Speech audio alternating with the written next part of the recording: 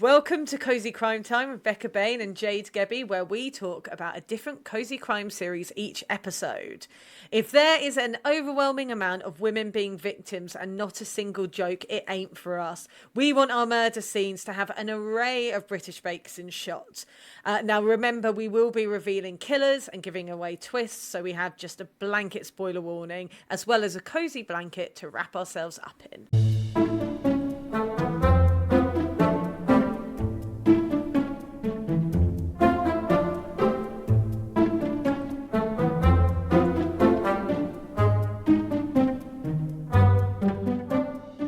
How's your week been? Any crimes or any cozy times happened? I'm gonna need cozy times this week to kind of round off what has been quite a stressful week because I made the choice to Ah, move flats. Within London. So I started off in a seven-bed house in ooh, that's London, a crime. and that is too many. Yeah, that is too many. No, I was gonna like commit Mm. crimes by the end of that tenancy. So we've downsized. We've gone through all the normal rigmarole of the move, and I want my main takeaway from that to be very cozy. And what I will say is, my new mattress, in comparison to my old mattress, is glorious, Oh, absolutely glorious. And I honestly, I'm 32 now. Like, bad mattresses genuinely do have an impact. So I'm really happy to have a like softer mattress, and it's gonna be come winter. That is going to be a cozy new room I've got there. Very much looking forward to it. oh, nice. How about you, Jade? What are your crimes? Oh, well, actually, talking of mattresses, the crime of my whole life is my terrible, terrible mattress. And it is Ooh. awful. And I have such bad back problems, but I have realized recently that it is largely to do with how bad my mattress is and other mattresses as well, because I often stay in different people's houses. I look after people's dogs from time to time. And some people, like, even with all the money in the world, well, they don't have all the money in the world, but they have a decent amount of money. They buy like the softest mattresses, and it's like soft mattresses, like really soft mattresses, are not good for Mm. my back. And yeah, I would like a new one, but it is a crime how bad my one is. Also, it feels like a bit of a crime, my mattress, because I got it from, I mean, this is quite dark, but I got it from a neighbor who had passed away. And then their son was just like, oh, you can have, so this chair behind me is a dead neighbor's. And then the bed is also a dead neighbor's, the same dead neighbor. But there is I mean, I have many mattress protectors on the mattress because there is a intriguing stain on it, and I'm really worried. Oh Now, God. this shows you how little money I've got at the moment, that this is like, but I've put loads of barriers between me and the stain. But I'm always worried that when I eventually do get rid of this mattress, that the people taking it away will think that I have like pooed myself every single night because there's such a big brown stain. Oh God. That I feel like you should clarify though the circumstances that mean that you do have a lot of different dead Oh, yeah, neighbors. You're yeah. not killing off. You're not. Just to clarify to the listeners, she is not murdering her neighbors for their stained Yeah. possessions, or is she? No. Please Yeah, clarify. so I do live in a place where there's a lot of older people, and actually now younger-ish people have moved in. But when I moved in, like three of the people in the block of flats, there's six flats, and three of them, so that is 50%. Had well, actually, two of them had passed away, and then one of them I got introduced to this little old lady, and then like 2 weeks after I moved in, I got a text from the person just saying that she had also died, which was really sad, but also it was quite funny how like literally people were dropping like flies. But I do want to also say, with the stain, it was dry. I cleaned it, and also I've got like quite a few like sheets between me and the mattress, so I don't want anyone thinking I sleep on stains.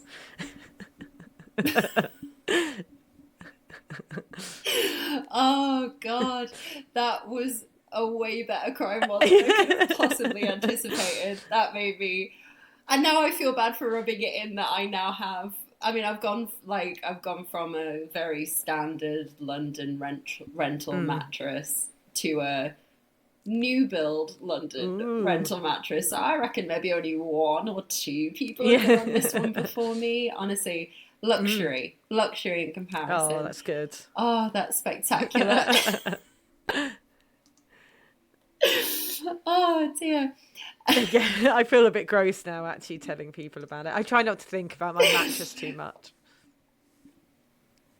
Yeah, we'll swiftly move on, and we'll introduce the cozy crime show that we are going to be covering this week, which is Netflix's Agatha Christie's Seven Dials. So the title of this episode is going to be Cozy Crime Times, Netflix's Agatha Christie's Second Dials. Yeah. Yeah, Catchy. very catchy. Yeah.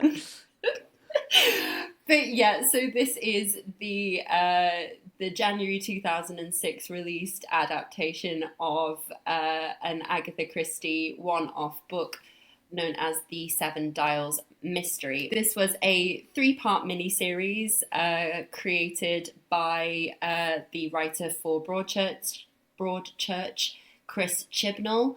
I will say I kept accidentally typing Chinball while I was doing the research for this, so apologies in advance if I also do like a slightly Freudian slip when I talk about him throughout this episode. But so it stars Mia McKenna Bruce as Lady Eileen Bundle Brent and Edward Blumel as Jimmy Thesiger, as well as Helena Bonham Carter playing Bundle's mum, Lady Caterham. It's set in the 1920s, as so many of the Agatha Christie stories are. So at a country manor, a house party prank suddenly turns deadly. The police are called over the death of Jerry Wade. They call it a misadventure, but Lady Eileen, or Bundle, I'm going to call her Bundle from now on, she calls it murder, and she decides to investigate the chilling plot and potential conspiracy from a secret society known as the Seven Dials.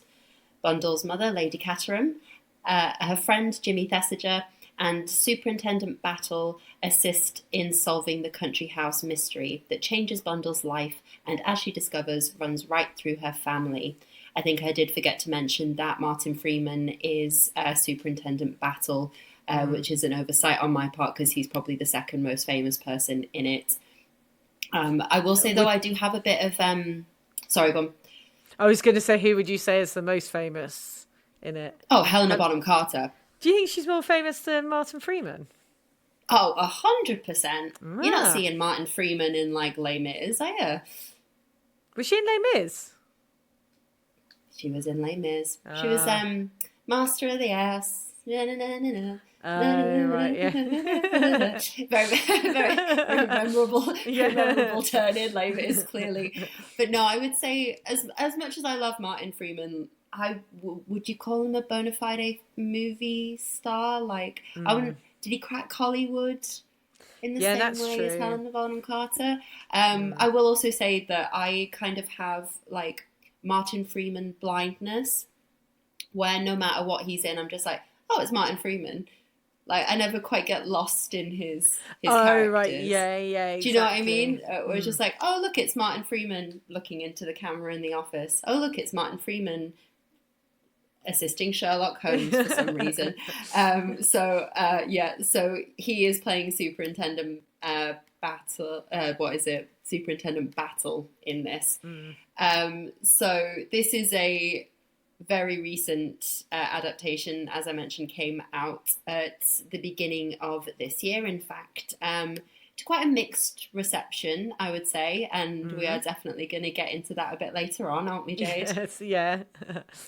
Yeah, but it seems like generally people thought it was a solid adaptation of one of Agatha Christie's lesser-known works, but the people that didn't like it really didn't like it. So I think that's what's going to make this one a bit of an interesting episode for us. Yes, definitely. Yeah. It was. I think we have different views on this, and I've seen a lot of Agatha Christie stuff, and I've read a lot of her books. I've not read this book. I hadn't even heard of it, but I feel like with Agatha Christie, she's a bit like what Stephen King is now, where they churned out like so many books, and obviously like Stephen King has some absolute classics, and Agatha Christie has absolute classics, but she was churning them out at such a rate that there's dips, and sadly I think that even as a book this might be a bit of a dip for her. Yeah, it's an interesting one of it wasn't well received when it first came out, and it's really funny reading the reviews at the time of the book, that it's still like the murder mysteries and shows that want to have big twists can still fall into this trap of that was a bit convoluted, or you were so desperate to have a twist that you gave no hints that it could have even possibly been this person, and so the reveal is actually very unsatisfying, or the twists are very unsatisfying. So I think arguably this is the closest Agatha Christie ever comes to like an M. Night Shyamalan moment. Yeah. I think as well, like I mean, I've never written a murder mystery, but maybe one day. But I was thinking about it, if it's almost like writing a joke, which the two of us do regularly, and it's like you want, with the punchline of the joke, you want it to be a surprise, but you also want it to make sense, because if it has no link whatsoever, then it's just like, oh well, what are you talking about? And if it's too obvious, it's like, yeah, we know that. And I think with this, it's like, when all the different reveals, and obviously we'll talk about that more, it was just like, sorry, them, and then what, and then who, and then it all got a bit complicated. Not complicated as in like I'm watching Severance or something like that, but complicated as in like, oh, just keep it simple, Aggie, come on. Yeah, I would probably agree with that it does fall into that kind of trap, as I said.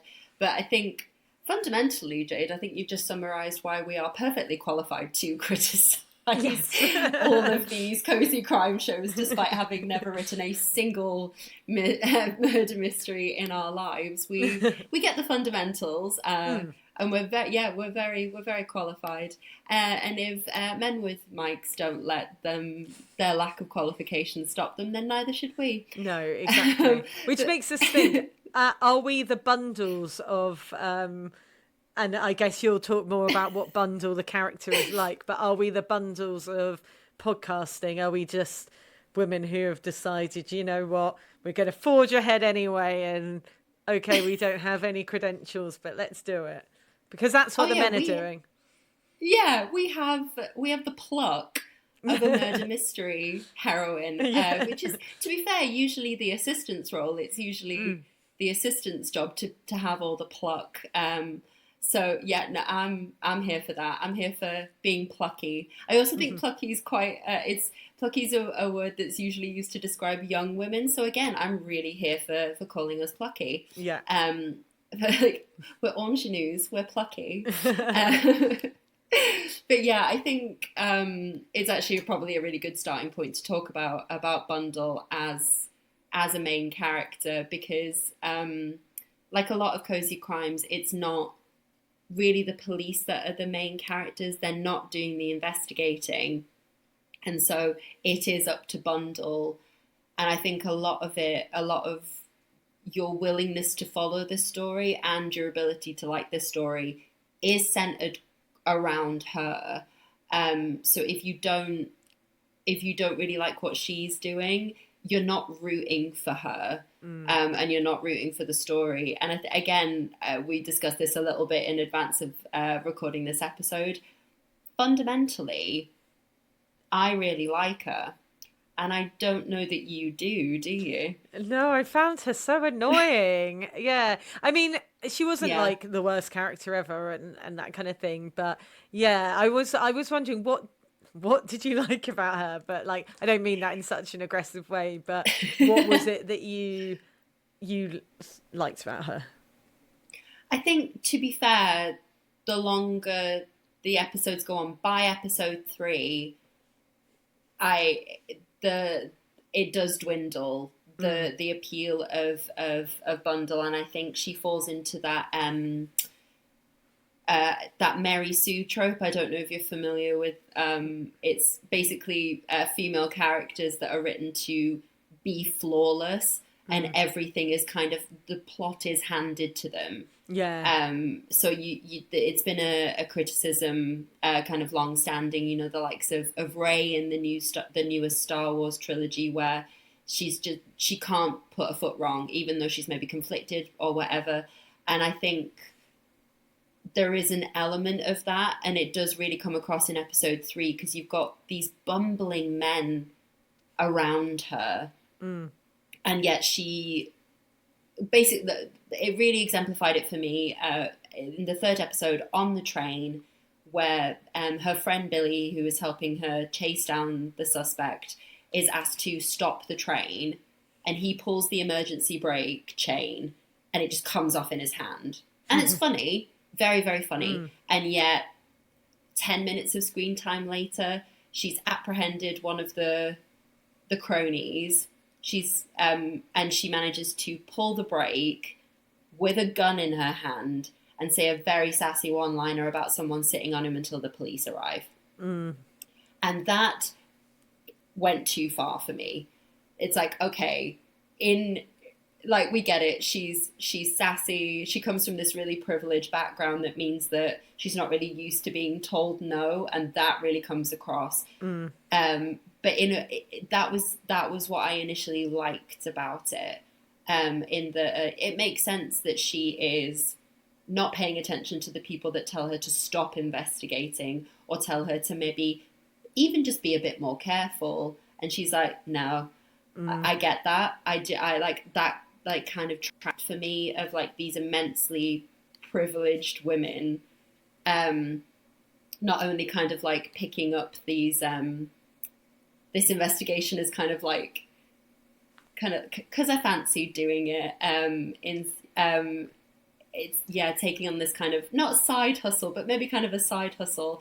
And I just kind of pictured her like, if she wasn't investigating the murder of this guy that would be her fiance, she'd kind of be promoting a jewelry line on Made in Chelsea.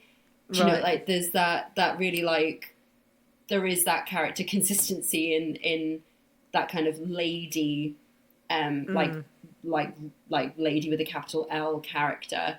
But it does get less realistic and more annoying as the episodes go on. I will give you that. I feel like her character was quite like Enid Blyton-ish, like knee slapping jolly hockey sticks. Oh, let's go. And I mean, I used to read all those books when I was younger, but like, you know, like a famous 5 character. The other thing, I'd be interested to read the book and see what she's like in the book, because I hadn't thought about this until you were talking then, but obviously this was written by Chris Chibnall. Now, Chris Chibnall obviously did Broadchurch, which was like a massive hit and a massive success. I will admit I haven't watched it. It's far too real crime for me, far too dark and gritty. That might have to be my homework by the look on your face then. Oh, it's so good, Jade. Yeah, it is. That's the thing. I have heard it's good. I kind of missed it when it came out, and then, you know, I just haven't seen it. Obviously, it wasn't it Olivia Colman in it? Oh, like and David Tennant. Yeah, but just thinking about the female character in it, because also Chris Chibnall obviously wrote and was like showrunner on a series or a couple of series of Doctor Who, which are sort of like widely regarded as like some of the worst in recent Doctor Who era. And obviously I'm not going to bring every single episode to Doctor Who, but he wrote it. And I'm quite new to Doctor Who, but I like watched those like really quickly, and I got to Jodie Whittaker's era, and I really wanted to like it, and I really wanted to give her a chance, and the writing is pretty bad. And like, obviously Chris Chibnall is a good writer, he did Broadchurch, But it did make me think that, obviously I haven't seen Broadchurch, but that is like story first, whereas Doctor Who, it's like, you know, stories, but it's like character. You got to like the characters. And I wonder, is he not very good at writing nuanced female characters? Because I feel like the Doctor, Jodie, who obviously isn't technically female, they're a Time Lord and they're changing with the We won't get into regenerations. the politics of regeneration. Yeah. But obviously, as Jodie Whittaker, she's a female character in that. And then I don't think Bundle was very like nuanced and three-dimensional. And obviously, I'd be interested to see how she's written in the book. And I would argue that, ironically, even though Agatha Christie is a woman, some of her female characters are a little one note. But again, she came up with so many different characters. But I wonder, like, Chris Chibnall could have fleshed out that character more. And yeah, I think she was just a bit, it was, yeah, just a bit, she was just annoying to me. So I should have been more eloquent than that. But I found her quite annoying. Just get down to the meat of it. She was grating on you. I think, do you know, it is interesting that you bring up Chris Chibnall, and I do agree with everything that you've said of him as a writer. I think I would actually go a step further and say he is a fantastic dialogue writer. I think he's really good at a back and forth. But I think he sacrifices a lot of other stuff to get that good back and forth, which is, unfortunately, I think a trap of, you could maybe call it a Joss Whedon trap, where you're so desperate to get that witty back and forth or that one-liner that it becomes unimportant as to whether that is actually consistent with the character or not, because it's more about that, I've thought of something that I find really funny and I need to find a way to get that in. Because there are just a couple of occasions, and again, I'll go back to that moment on the train where she talks about, like, the whole carriage has been evacuated at gunpoint. They're waiting between the carriages. And she just goes, could someone sit on him until the police arrive? It's just like, no one would say that. No one would say that. And it's just, yeah, it gets to the point where it's like, okay, well, is she immensely privileged and doesn't know how to say no? With the element of the jolly hockey sticks of, like, that determinedness, fine. But she is not exposed to the world, and yet suddenly she can carry a gun, a handgun, no problem. I imagine she is around shooting as someone that grew up in the countryside like that, but she can hold a handgun, knock someone out, and have a witty one-liner at the end. It's like, yeah, who is Lady Eileen? And I think that is the Mary Sue trap of, she has to be, as the main character, everything. She has to be the determined one, she has to be the witty one, but she has to be the only one with a sensible head on her shoulders, surrounded by idiots. She has to be the one that can see things that no one else can see. And so, so much is demanded of her as a main character. But what I will say is, because, I don't disagree with you on any of it, but I think her character introduction, and right at the beginning, the way you follow her relationship with Jerry, who ends up being the first guy who's killed. I am on board with her and sympathetic for her motivations to start in the investigating in the first place. I am completely on board with her at the beginning. And I think maybe that's what dwindles over time. Yeah. It's like, you are in love with this man. You thought he was going to propose to you. And you are so exasperated that the police have just called it a suicide, but you cannot believe that it is a suicide. I'm on board. I get it. And the sassy one-liners are obviously coming from, there's a lot of, like, there's new money people coming into the house. If some of the things that your mum's coming out with, you've been raised on sass. But that side note, that's another separate issue where I think Lady Catton isn't really a character. She's just a series of one-liners and sassy comments. And which in is lesser why, hands than Helen and Bonham Carter, it would be crap. But I quite enjoy it. But that's why it was, like, so unsatisfying that a character who wasn't really a character was ultimately the murderer and the villain. And she was the Yeah. one, the brains behind the operation. It's interesting you say that, like, you really felt, because the girl who played Bundle is obviously a really good actress, and Yeah. all the cast are very, very good. But weirdly enough, you say about how you really felt for her, and obviously you cared for the characters from the start. Whereas when I watched this, I also watched the first series of Murder Before Evensong, which again I'm sure we'll do in another series. And to be fair to that, that's like 6 episodes long, and it's like Reverend Richard Cole's book that's been turned into a TV show. And I had like quite low expectations for it, and it's on Channel 5, and I wasn't expecting much. But I was watching them kind of side by side, and instantly, and okay, that does have like double the amount of episodes, but instantly I like cared about their characters. I understood their motivations, where I'd never really felt that much in in Seven Dials. Because also the thing with the guy that she was her fiance, I thought personally, I was like, they didn't really seem to be. I was like, are you even a couple, or are you old friends? And then he suddenly proposed to you. It's like, I didn't believe that they were in this. I did believe that they loved each other, but it was like, I don't know, it just didn't feel like they were. They seemed to suddenly be getting engaged, but it also seemed to be alluded to that they had just been. He was like her brother's friend.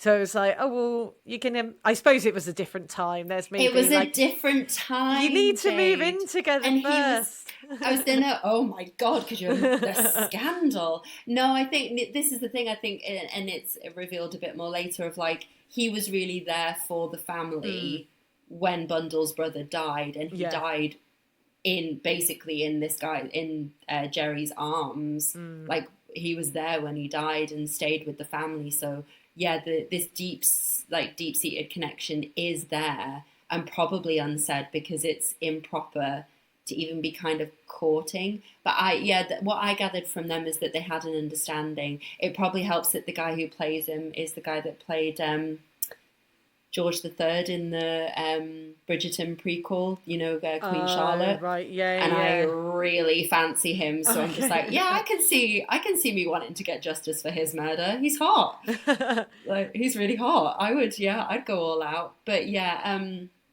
it's not without its faults for sure. But yeah, so I'm trying to think of. I know the more that we talk, I think the more I'm going to be convinced that this isn't good. But Oh I no, did like it, that was never my which can expectation. be. I know, but I think the two things can be true at the same time. At Mm. the end of the day, like, the programs that we're going to be covering aren't all going to be 5-star amazing stuff, but that doesn't mean that we don't like them. They're not it's not mutually exclusive.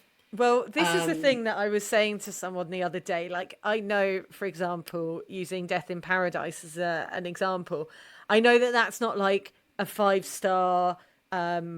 Like, it's not going to be winning like Emmys. It might win like the daytime TV awards, but it's not going to be winning like a BAFTA or something. But it's like, it's good for like, and I know I'm such a cozy crime fan, but they're not necessarily like, oh, we're not watching. I think I've said Severance already, but we're not watching these like, the top of the cream of the crop of TV. But for what they are, they're really good. And so I think, yeah, that's like a good point. Absolutely. And it's Yeah. like, mainly, are they enjoyable and stuff like that. I think for me, I just found I left it a bit cold. I didn't really care for any of them. Also, I was just checking his name because I couldn't remember his first name. But I was also really gutted that they killed off Nahan Rizwan, Oh, me too. Me too. because Also fancy him. yes, Like, yeah, they yeah, were just that's killing what I was off. going to They were say. just killing off all of the men that I All the fancied, hot and it guys, started to yeah. feel personal. Yeah. Honestly, Yeah. and it's all in episode 1. So yeah, when it turns around and it's revealed that Ronnie is the guy in the middle of the road that's been killed because Oh, he's getting too close to revealing what happened, I was like, God damn it! Where I are know, all I the? was gutted about None of the that. hot people are left. Yeah, he's so great, and I think, Yeah. He's a yeah, brilliant that is actor as true. well. Fantastic. Yeah, he's amazing, and the more stuff I can see him in, the better. What a So talented yeah, family. Oh. very true, very true. But yeah, I think I think, yeah, the genre that we are working in for this podcast is not prestige. It's Mm. not. It's not trying to be prestige, and the series that are prestige are the exception. The Poirots, the like Yeah. the series like that, they are the exception, but they're not designed to be like that. They are designed to be comforting. They're designed to be quite easy, Yeah. but people want to follow along. Mm. And fundamentally, I did want to follow along. It's just a shame that I followed along to a reveal that is pretty unsatisfying. I think I could have maybe been brought around to it if the who done it was satisfying, but it just kept getting Mm-hmm. more and more complicated, Yeah, and just like why, how, why, where, when. yeah. I think it was simultaneously really obvious for some of them, and then yeah, be out of nowhere and really unearned at the same time. So the two kind of the two um so Lorraine and Jimmy, who are the ones who steal the formula in order to then sell it, it was so obvious that they were a Mm. part of it to me. So obvious. Jimmy is cartoonishly stupid. And Yeah. that is like, you can have bumbling characters in a cozy crime. If anything, we want to see bumbling Mm. characters in a cozy crime. What we don't want is someone that is so stupid that every single one of their lines makes you want to go, oh, Yeah. Jimmy. Like, he is so ignorant that it is immediately suspicious. It's like no human that is engaged in everything that has happened. You were physically present, you were there, you have had these discussions. You cannot be this dumb. Mm. So it was he was immediately suspicious to me. Yeah. And then, yeah, the dynamic that he had with Lorraine, the way she is introduced through Jimmy, even though she is Jerry's half sister. And again, like the halves and the steps are always suspicious. And maybe it falls into a trap of it being quite old, and at the time these weren't established tropes or things that we would be looking at in the way that we do now, because there's been so many mystery series. But the way that she is introduced as Jimmy fancies her, Mm. again, I'm looking at her. She's a step, and this guy that I'm already suspicious of fancies her. I'm looking at her. I think though, like obviously, like you say, it's that's a really interesting point because like you said, it's an old story, and like some of these things that weren't tropes kind of became tropes because of like Agatha Christie doing them, which is Yeah, like, yes, Queen, go on, yeah, we love to see a woman in a man's field, I guess. But the thing that I was just thinking is obviously like every year there's like the sort of like mini series of an Agatha Christie that it's often on the BBC, and there was mm, like Towards Zero and Murder is Easy, which were like more recent ones, and I think it was Murder is Easy. Like it just showed, again, this is more of a not to keep insulting Chris Chibnall, but he could have done he could have mixed that up a bit, because those shows still kept parts of the story and still kept true to like what happened in the story, but then like updated certain aspects of them, either to bring some of the, even though they were set back in like the 20s or 30s depending when they were, they brought certain themes that would be more relevant to now and stuff like that, and they like modernized it, not in the way of setting it in modern times, but like modernized certain aspects, and not necessarily like to make it more palatable for the viewer, but more to make it more interesting, and things that have become, because there's been so many cozy crimes now that we've just got used to. So it's like he could have done mm, stuff like that. I know like with Poirot, like the TV version, they really start, yeah, their whole thing was like, we want to do this as close to like the books as possible, and David yeah, Suchet did Poirot like exactly how Agatha Christie kind of wanted him.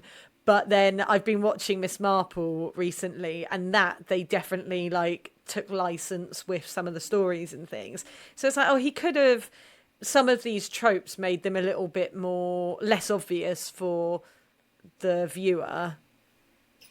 Yeah, yeah, I would definitely agree with that. I wonder if it's because Seven Dials, to the best of my knowledge, to the best of what I can find, has only ever had one other adaptation before now. It's a very under adapted story, probably because it wasn't that successful when it actually first came out, and so it has a less of a need to kind of stand out from the likes of a Poirot who's had multiple adaptations, and you kind of have to make it your own.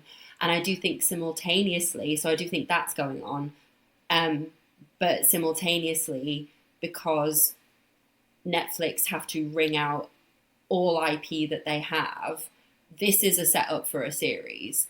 This isn't a one-off. Like No. if you, yeah, I know, because now, like, I mean, did you not think Oh that that yeah, was going to yeah. be the case, Because like she's with joined the the gang. ending, Yeah, yeah. joining the, and it's now going to be the bundle mysteries or Yeah. whatever, and it's going to be based around other mysteries that the Secret Society of the Seven Dials are going to solve. Yeah, because there was another And it, book with her in, apparently. yeah, so I think it's a combination of those two things, really. Of, it's very obvious that your priority is to set up for another, at least one other series. It'll be really interesting to see what happens if they try and do series off book and what's going to happen there. Because there haven't been many adaptations, and because if they want to open it out, then that sort of, to me, makes it feel like, well, then he could have like adapted certain things and he could have updated certain elements and just made it better.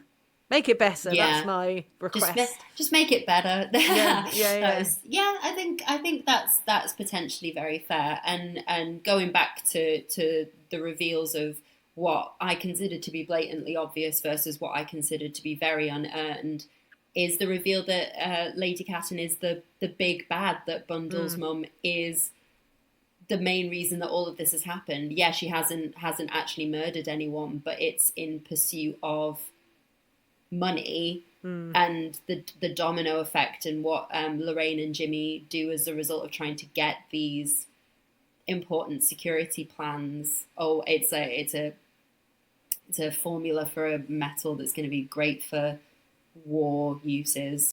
If you were investigating a crime, what would be your steps to solve the crime? Broadly, obviously, you don't have to do.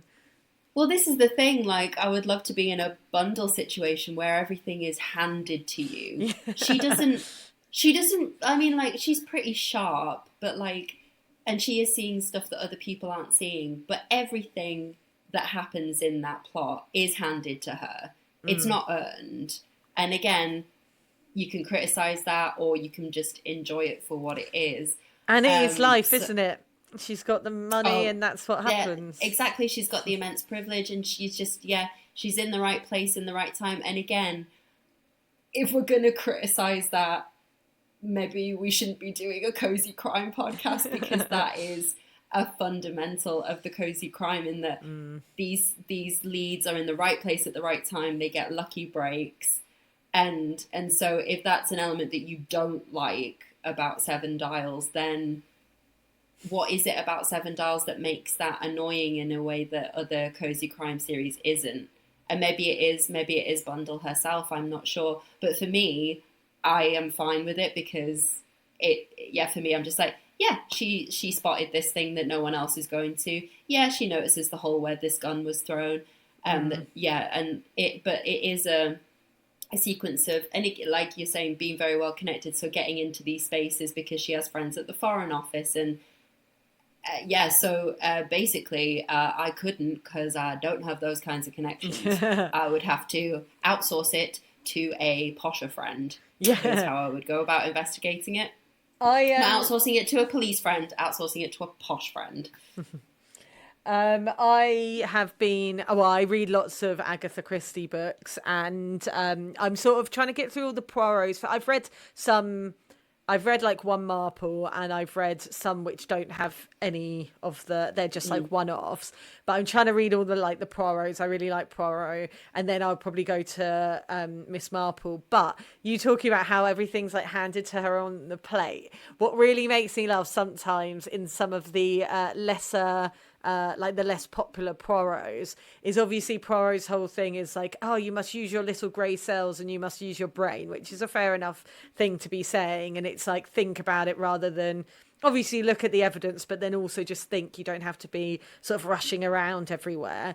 But what's really funny sometimes is that basically things are explained away by like, I sat there and I thought, and then I realised, and I used my little grey cells, and then the answer came to me. And it's just like, you could tell books where like she can't be asked as much, because he's just like, oh, yes. And then Hastings, his like Watson equivalent, is like, oh, well, how did you figure out? And he was like, I just used my little grey cells. And it's like, right, okay. And also, it's like, well, that doesn't really stand up in a court of law. Like, oh, where's your proof? I just realised it. It's like, yeah, but you need proof.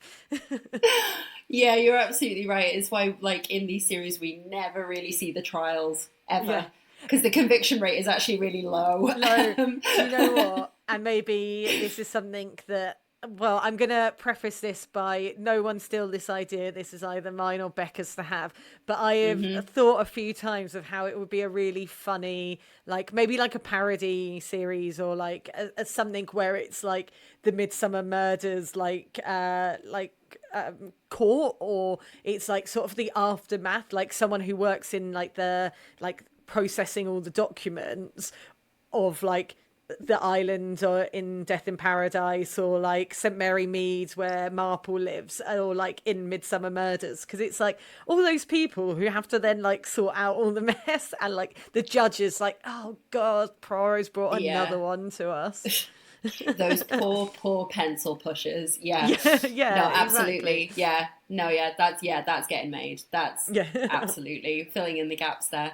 But I think again, maybe it's an issue with it being a book from the 1920s, and that kind of, it wasn't well trodden ground at that point. But I think fundamentally it is part of the tropes that make for a cozy crime, and so there's that. You do have to have that suspension of disbelief as a starting point to watch a lot of cozy crime. And so, I find it very interesting that you couldn't forgive a lot of stuff about I Seven couldn't Dials. forgive, and I'll never forget. No, well, I've already forgotten it, to be honest. I can't forgive, but I have forgotten. Do you know, I did have that moment when I sat down to do a rewatch of it. It's like, I remember liking this, but I don't remember anything about it, apart from like the two hot actors being in it and dying within the first episode. Yeah. Maybe if I fully rewatched it, because I like rewatched first episode, but if I went fully through it, I would like get back on board with it. And because I do forgive those kind of things in like Death in Paradise. A lot of these arguments are things that people could say for like Death in Paradise or Midsummer Murders, and I kind of forgive that, and some of the Poirots. But I don't know, it was just, I just felt nothing. I felt nothing. No, I felt nothing so much for the characters. And I feel like I've laid in a bit to the Bundle character. I did find that she had some funny lines, and there was a likability to her. I found her a little annoying, and I found Helena Bonham Carter, like her character was really annoying. And actually also Martin Freeman's character kind of annoyed me a little bit. He was a bit of a nothing character. I think this is the thing. I just think all the characters, they just were nothing. Like, and maybe that's the fooling of it, is he could have maybe developed the characters a bit more and made us care a little more. Yeah, I think that's very fair, and I do think that's why you're struggling to suspend your disbelief, maybe, in that these aren't characters that you are on board with. And I think my suspension of disbelief tailed off, because initially I get it, I'm on board, and I do find Bundle sympathetic and see where her frustrations come from, and then I think she flattens into a 2D character. I don't think she starts off as one, but I think she becomes one. Martin Freeman might as well not be in it.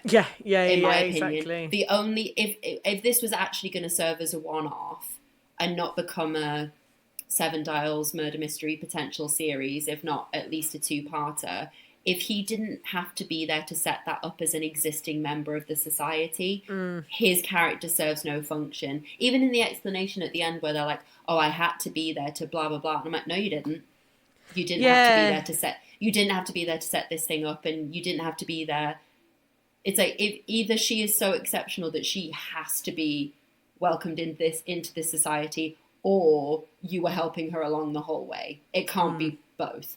Like, I think Helena Bonham Carter's character is so flat that we can't believe that she is motivated enough to steal these plans and sell them to a foreign country to get the money that she needs to save her house, and feels no qualms about betraying her country to do it because, quote, her country betrayed her because her son died in a war. It's like, we don't get, like, she is completely withdrawn, but it's in a very surface level way of, she doesn't engage with anything that is going on around her, but it's because all she wants to do is say sassy one-liners. She's not like, you get an occasional line where it's like, oh, she's actually quite sad and that's why she's withdrawn, but it's not enough. It's not enough. And it really does, so it, like, you don't believe that she is that motivated to do that big and that bad of a plan based on anything that we have seen about her character in the 2 previous episodes. Absolutely nothing. And so it was a twist to me, and I was surprised because, in my opinion, it was completely unearned. Well, that's the thing, and it's got to be, there's got to... I think that's also the other thing is, if... It doesn't matter that I didn't care so much about the characters if the story was really good and the twist was great. But and the thing as well that I have to say is, like, there's so many Agatha Christie books that I just don't get why they picked one that was, like, had been panned, as you already said. Like, there's so many that they could do. And okay, if we had got to the point where every single Agatha Christie book had been had an adaptation like a gazillion times, and do it. But there's so many that I would be like, well, why aren't you doing that one? I don't get why they've picked this one, if I'm honest. And this is so cynical. I reckon it's down entirely to rights. Of, like, a lot of the rights won't have been purchasable because, like, Poirot, for example, I'm pretty sure is still in the hands of whoever's doing it with Kenneth Branagh. Like, because there's all these adaptations. They're doing a BBC adaptation of it next year. Well, that was the next thing I was going to say, is that the BBC still has so many of the rights to do these new adaptations, because we've had Why Didn't They Ask Evans fairly recently. So the BBC are still making these new adaptations. They are in other hands, and Netflix just took what they could get potentially. That is just a theory. I don't know. I think that's probably true. I think you're probably right, but I think there's so many that I still don't think they needed to pick Even this so. one. Yeah, Even exactly. So. I think that's fair. But having said all of that... Yes, so obviously we have discussed it, and I feel like I've made my point very clear, and I think you've made lots of brilliant points that even feel like maybe I've swayed you a different way. But with, all that we've spoken about, how do you plead your case in terms of why people should give this a go and why this is a good mini-series? I am absolutely still going to plead my case for Netflix's Seven Dials because, we've touched on it a little bit. It will never be iconic, but it is exactly... It won't. No, it's just like... I was just imagining, like that... it makes sense in this context, but if you were like to someone, you will never be iconic, it was just such a, like, bam. Just like, just like in my head, it's the equivalent of, if I was defending someone on a murder charge and I went, is this guy an absolute piece of shit? Yes, he is. But is he a murderer? No, he isn't. So that's kind of the pleading my case tone that I'm going to be striking, because it's never going to be iconic. If anything, I think a lot of people will feel the same way that you do, Jade, at the very least, that it is quite a forgettable adaptation. But as a cozy crime, it is everything that it should be. It is quite light and fluffy. There's an underlying sense of humor. The visuals are fantastic. The costumes are beautiful. The settings are amazing. So you've got that real visual element that we haven't touched on that is gorgeous.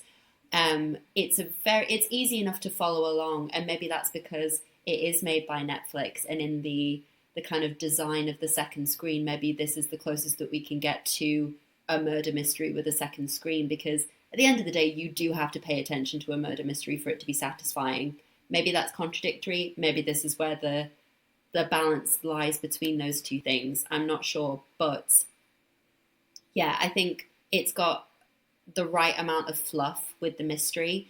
And if you want the fluff and not have to think too hard about it, which again, I think are appeals of at least a decent cozy crime, then this ticks all of the boxes. And so I think it does come entirely down to whether you're on board with these characters and if you're willing to follow along on the basis of the quality of the writing. That is my case. That is a very good case. And to be honest, I think that if they do a second series, I'll watch it and maybe I'll give it more grace. Maybe I just wasn't in the mood for it. I don't know. The more I think about it and the more I watch it, the less I like it. So if we do another, we'll do a redux in 6 months of this and we'll episode. Have and I'll be like, I was wrong. Yeah, exactly. Even better. I'll be like, I was it wrong. was brilliant. Yeah, I was just like, it's my favourite. But yeah, as of right now, I've watched it twice. Second time for this episode. There is nothing wrong with this series. It ticks a lot of boxes. It just comes down to whether you are going to like the characters or not. And that, I think, that is going to determine whether you should watch it or not. Give it a go. See what you think.